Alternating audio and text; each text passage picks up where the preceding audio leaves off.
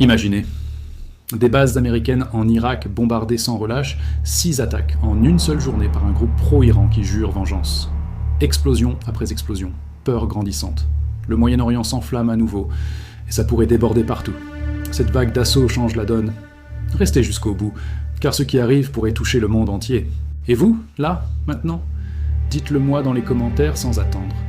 De quel côté êtes-vous dans ce conflit? Soutenez-vous les groupes de la résistance islamique en Irak face à la présence américaine? Êtes-vous pour les États-Unis et leurs alliés? Ou préférez-vous la paix à tout prix? Peut-être restez-vous neutre, assis avec votre popcorn à regarder les explosions? Attention, les conséquences pourraient devenir mondiales, déstabiliser la région, l'énergie, votre sécurité à tous. Partagez vos avis, vos frustrations, vos craintes. Je lis chaque commentaire. Une nouvelle vague d'attaques intensifie la pression sur les positions liées aux États-Unis en Irak. Le groupe Saraya Aulia al-Dam revendique 6 opérations en seulement 24 heures, ciblant les bases américaines dans une offensive coordonnée qui signale un momentum soutenu sur le champ de bataille.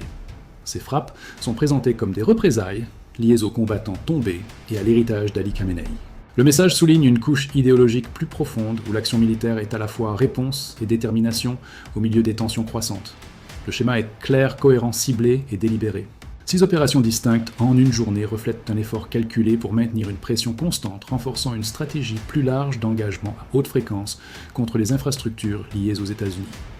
Selon les déclarations relayées par Tasnim News, les opérations ont été menées avec des tactiques coordonnées visant les bases américaines à l'intérieur de l'Irak. Le groupe décrit les frappes comme faisant partie d'une réponse continue à ce qu'il appelle l'agression et les pertes parmi les combattants irakiens, signalant une continuité plutôt qu'une escalade ponctuelle. Ce développement met en lumière un arc de pression qui s'élargit dans la région.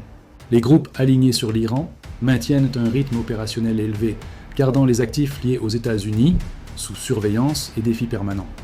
Alors que ces schémas se répètent, la situation pointe vers une phase prolongée de confrontation à faible intensité mais persistante, avec des effets en cascade s'étendant bien au-delà des zones de frappe immédiate.